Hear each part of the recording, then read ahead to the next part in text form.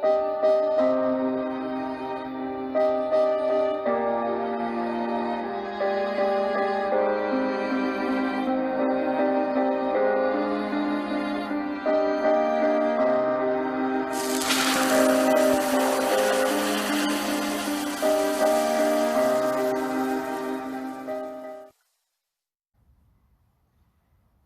everyone, and welcome to Project A.U.C. Today we're going to continue with part 3 of the Awoken Wisdom cold read with the Guardian in Darkness. Let's begin. I sit in the darkest corner of the room, waiting for a purpose, counting the days for a savior soon.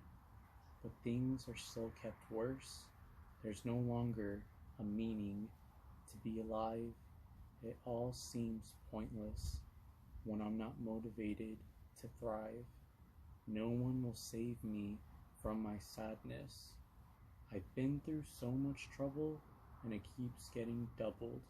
I have to be the last man standing to conquer these problems, but I will not always be willing to fight. At the end of the day, there will be losses, and this process will keep going until I have been saved. For now, I will keep moving.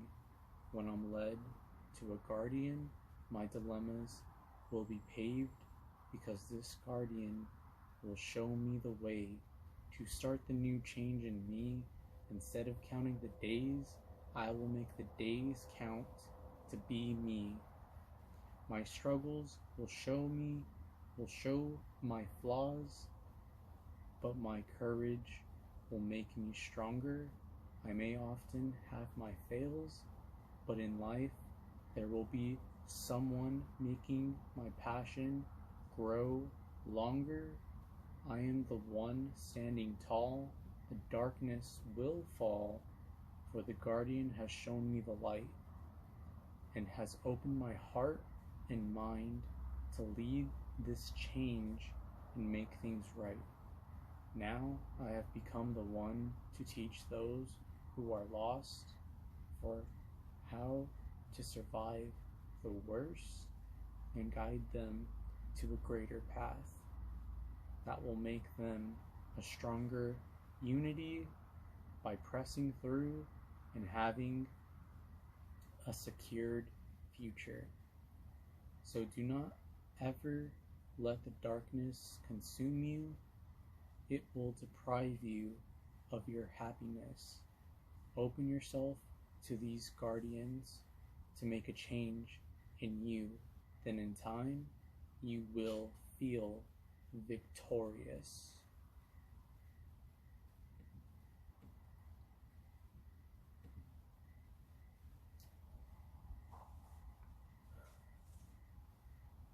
So a little bit of background to sum up the writing process and the meaning behind the Guardian in Darkness.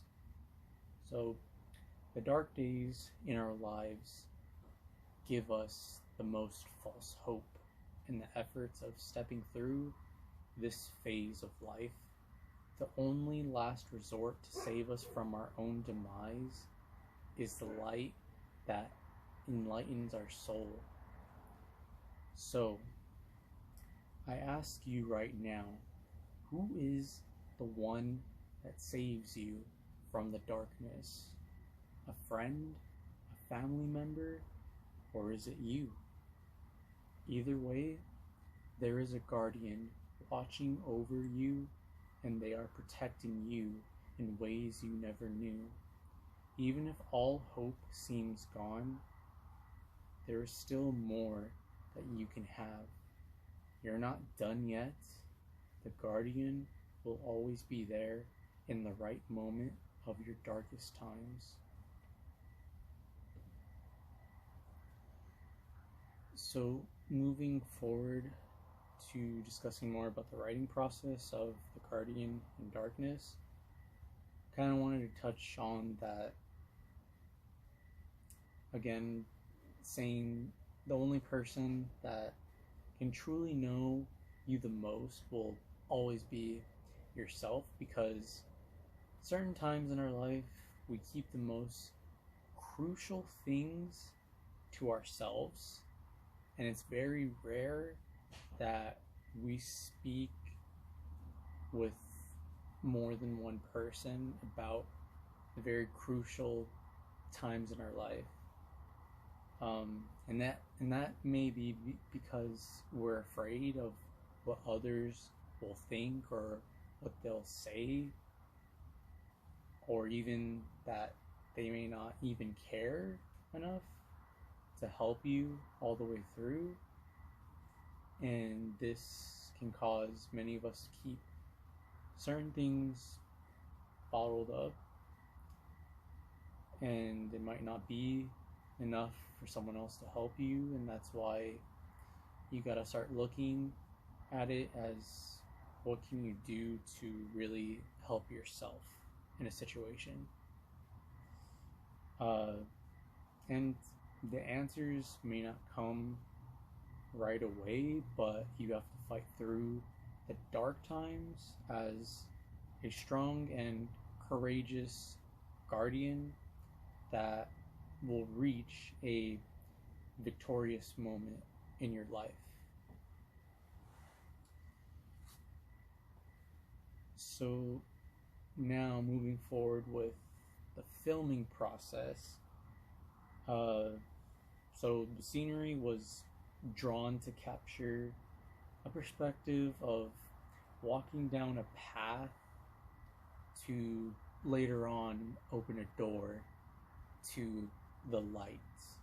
And when you're seeing me sitting down on the rock, going back and forth from me to me sitting down, and then the visual of from an audience point of view of walking down the hallway, the dark hallway, showed a way of how we're caught up in the dark, and sometimes we have to be the ones to save ourselves by realizing that we are our own guardian in a way. And that's why it has the build-up that it has throughout the duration of the Guardian in Darkness of the video, to opening that door, to me getting up and taking steps to move forward. So the whole idea of that is to just say, if we sit for too long, it causes us to look back at past things in our life, and it kind of like reflects on, those past things that we have experienced, or cause us to even pause in what we're currently doing because we're too caught up in the past of things. And when we do feel that moment of our life is on pause, it really tends to pull us away from the things that need to be done next. So in conclusion, for the Guardian in Darkness, I would say, just, you'd always have to be taking care of yourself and opening up to others, so that way the more you open up to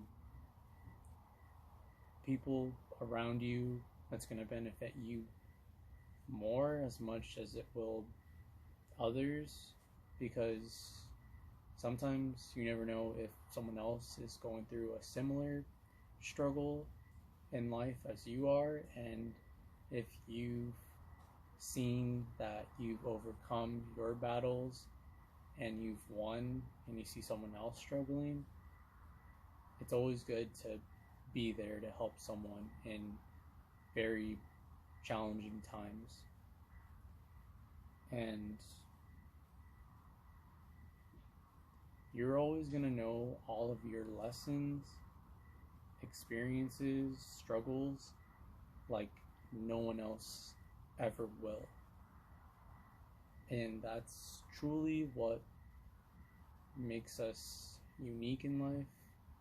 And the more we face struggles, it's going to build us to be a much more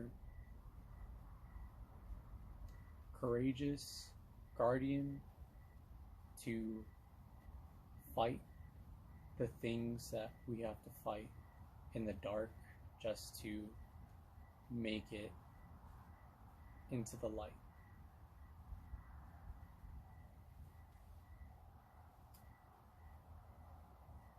So that's going to conclude for the Awoken Wisdom Cold Read, part 3 of The Guardian in Darkness. And again, you can check out The Guardian in Darkness on the Project A.U.C YouTube channel. And if you haven't already, make sure to subscribe, check out past videos and other videos that are on the YouTube Project A.U.C channel. And make sure to also follow Project A.U.C on Instagram and check out the content on there and check for updates on future videos. And stay tuned for part 4 of the Awoken Wisdom Cold Read.